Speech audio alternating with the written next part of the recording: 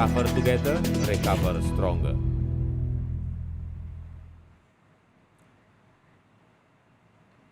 Saudara, dampak perang Rusia dan Ukraina bakal masuk jadi bahasan dalam pertemuan Menteri Keuangan dan Gubernur Bank Sentral di G20 di Bali pada Rabu ini. Menteri Keuangan Ukraina bakal hadir secara virtual. Pertemuan ketiga Menteri Keuangan dan Gubernur Bank Sentral di presidensi G20 Bali akan membahas keamanan pangan imbas perang Rusia dan Ukraina. Kehadiran Ukraina penting untuk memberi perspektif soal perang yang berlangsung. Sebab saat ini perang Rusia dan Ukraina tidak hanya jadi tantangan bagi dua negara saja, tapi juga secara global. Hasil agenda G20 jalur keuangan ini akan dibawa ke pertemuan tingkat tinggi selanjutnya sampai di puncak G20 pada bulan November mendatang. Iya, Ukraina kita undang. Ini sama seperti di FMCBG yang kedua bulan Februari. Ukraina kita undang, terutama dan itu kita undangnya untuk sesi satu saja. Untuk memang menyampaikan intervensi, memberikan perspektif dari sisi Ukraina dengan kondisi perang. Ini apa saja yang kemudian menimbulkan tantangan baik dari perspektif nasionalnya maupun kemudian dalam konteks Ukraina sebagai bagian dari masyarakat global dalam tadi terutama juga tadi terkait dengan isu food. Jadi diundang untuk sesi satu dan sejauh ini kehadirannya rencananya virtual Menteri Keuangan Ukraina. Bank Sentral Dunia termasuk Bank Indonesia sedang menggodok penerbitan uang digital Bank Sentral alias Central Bank Digital Currency. Jurnalis Kompas TV Putri Oktaviani akan mengulas dari pertemuan Menteri Keuangan dan Gubernur Bank Sentral G20 di Nusa Dua Bali hari ini. Putri, jadi dengan rencana ini apakah artinya BI ini mau ngeluarin kripto? Bukan kripto Paskalis, melainkan sesuai dengan namanya CBDC, jadi Central Bank Digital Currency. Ini merupakan salah satu inovasi instrumen pembayaran yang dikeluarkan oleh Bank Sentral yang dianggap lebih baik begitu. Ini yang dibahas dalam kemarin salah satu sesi di G20 atau G20. Nah, jadi CBDC ini bisa dikatakan sebagai respon dari berkembang pesatnya kripto di Indonesia saat ini. Meskipun kripto masih dianggap cukup beresiko begitu ya sebagai instrumen pembayaran maupun juga investasi.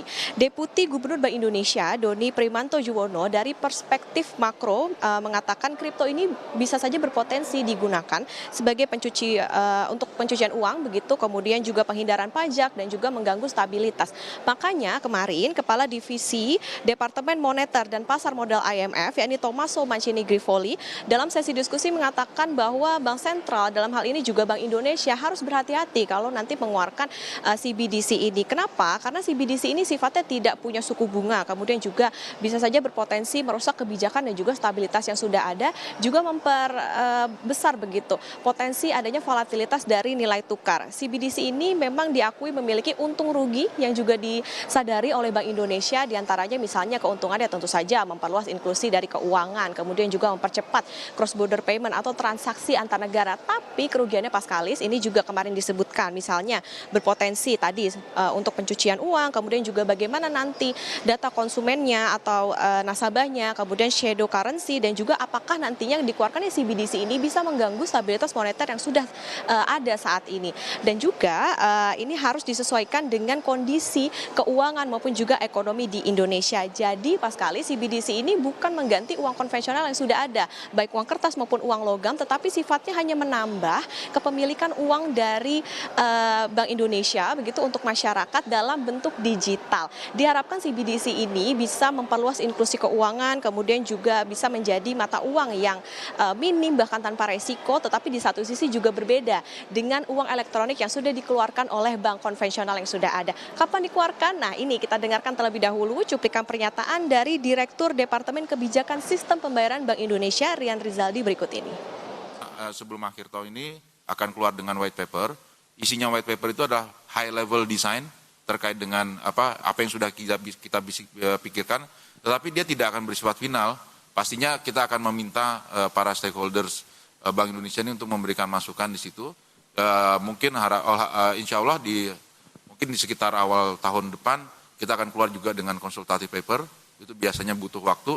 Kita akan minta masukan dari industri dan berdasarkan feedback tersebut kita akan bergerak kepada uji coba. Inklusi keuangan menjadi satu dari sekian banyak tema maupun juga goals dari G20 yang akan dibahas selama sepekan ini di jalur keuangan. Selain dari kesehatan dan juga ekonomi hijau. Nah, untuk di hari ini, Paskalis dan juga saudara, sampai besok tanggal 14 Juli, ini merupakan pertemuan di tingkat deputi atau FCBD, Finance and Central Bank Deputies Meeting. Kemudian nantinya di tanggal 15 dan 16 Juli 2022, ini merupakan MCBG atau Finance Ministerial and Central Bank Governor atau di tingkat Menteri Keuangan dan juga Gubernur Bank Sentral. Pertemuan secara tertutup, namun tentu saja nanti akan kami update selalu apa yang nantinya akan dibahas, kemudian apa saja yang nanti bisa disepakati untuk nanti dibawa ke puncak G20 di bulan November. Kembali ke Anda Paskalis di studio. Putri Oktaviani melaporkan langsung dari Nusa Dua Bali. Terima kasih.